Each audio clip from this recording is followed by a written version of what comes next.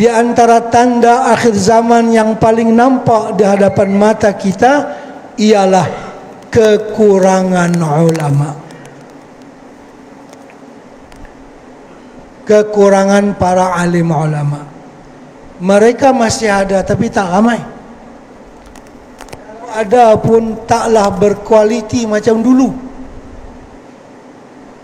Kalau pepatah Melayu mengatakan patah tumbuh, hilang berganti. Pepatah ini sah untuk lain pada ulama.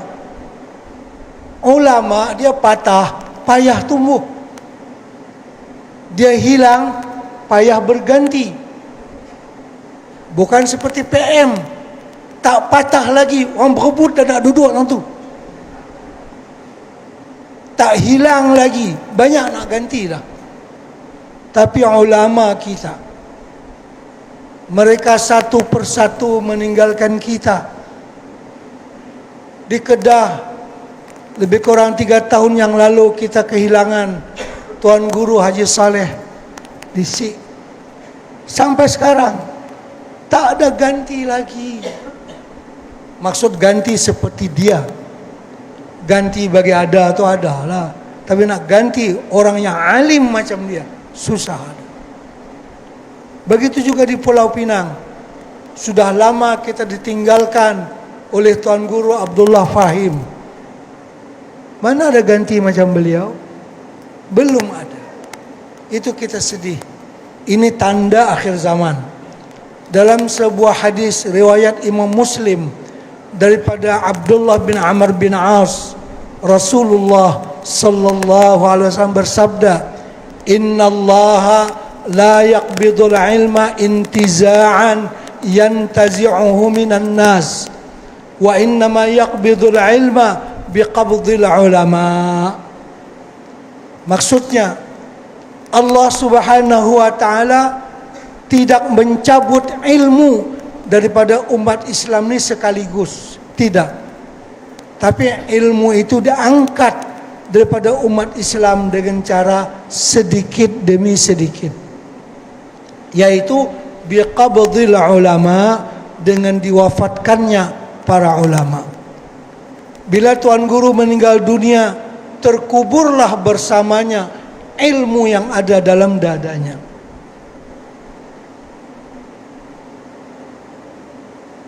Jadi kita kehilangan Tuan Guru tanpa pengganti.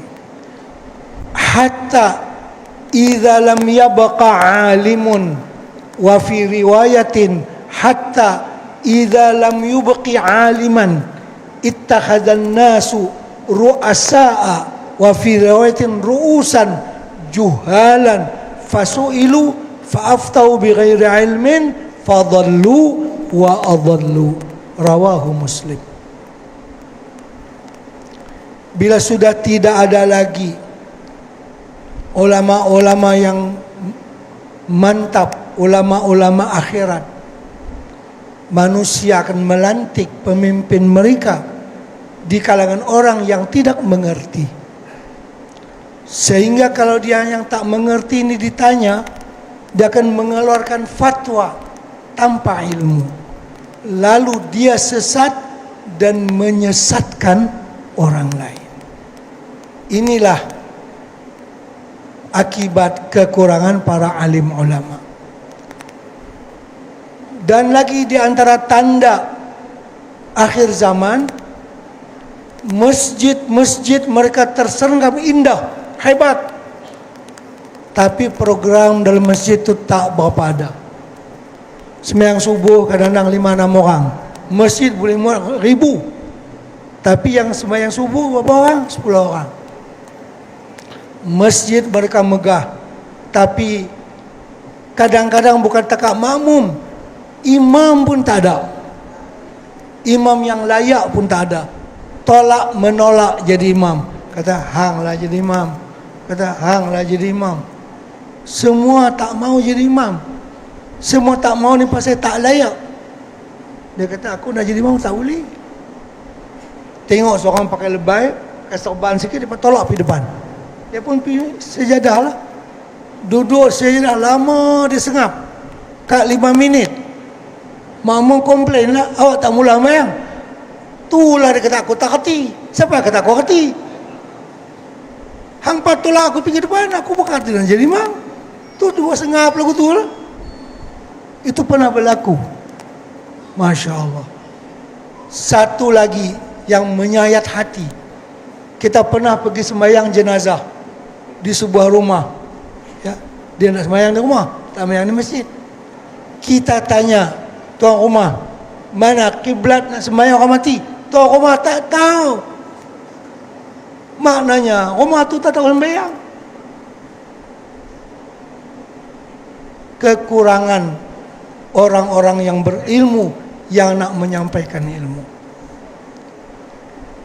Tak payah jauh-jauh lah. Saya ni biasa jadi pendaftar di sekolah saya di Derang, Ma'had Tarbiyah Islamiyah Derang, Pokok Sena Kedah. Bukan Pokok Sena Penang ni, Pokok Sena Kedah. 3 tahun saya jadi pendaftar. Poin yang ke-11, waris kena isi lah. Di antara yang nak kena isi, apa sebab tuan menghantar anak mengaji ke sekolah ini? Pak dia tulis lah pasal sekolah tuan menjalankan tarbiyah Islamiyah yang tulen ni. Dia tulis macam tu. Baik. Bila kita interview dengan waris, sebenarnya bukan yang tu. Pasal apa dia hantar anak dia ke pondok? Pasal sekolah lain tang mana pun tak terima dah anak dia. Sekolah ni pun tak mau, sekolah ni pun tak mau, yang ni pun tak mau. Dah tak ada akai, hantar ke pondok. Harap tok guru embuih-embuih kepala dia jadi orang alim. Kalau begitu nasib agama di akhir zaman, bagaimana kita nak melahirkan ulama? Hantarlah anak-anak yang cerdik pergi ke pondok, mengaji ilmu agama, baru boleh jadi ulama. Ni hantar anak yang otak si, yang guru dia pun jadi gigi tak ada, tinggal gusi saja. Berimpun 10 orang macam tu dalam pondok, dia buat gangster dalam pondok. Kesian tu guru. Masya Allah. Dalam fikir makan minum dia, kadang-kadang pak ni yuran pun tak bayar pula. Allahu Akbar. Serah anak lagu tu saja. Masya Allah. Jadi pondok ni habuan anak yang tak berguna, hantar pergi pondok. Kalau begitu, macam mana nak jadi imam? Macam mana nak jadi orang yang alim, nak jadi ulama? Anak yang cerdik, lepas boarding school, lepas tu pergi London, pergi Australia, mana-mana halal lah. Yang nak fikir agama ni, anak yang tak laku. Masya Allah. Macam mana nak menghandle tugas ulama di akhir zaman, di zaman yang sangat mencabar macam yang ada sekarang ini? Permasalahan umat bermacam-macam, berganda-ganda daripada yang ada.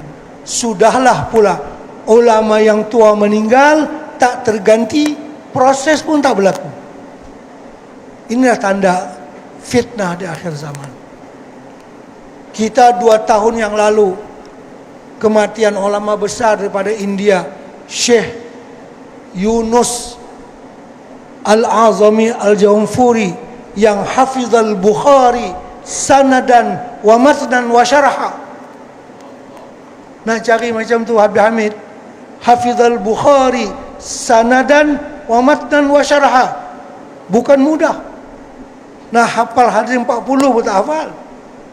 Nak hafal hadis Bukhari 7,000 lebih, siapa boleh hafal? Dan boleh memahami, boleh menghurai tanpa tengok teks pun tidak berganti. Tak ada ganti.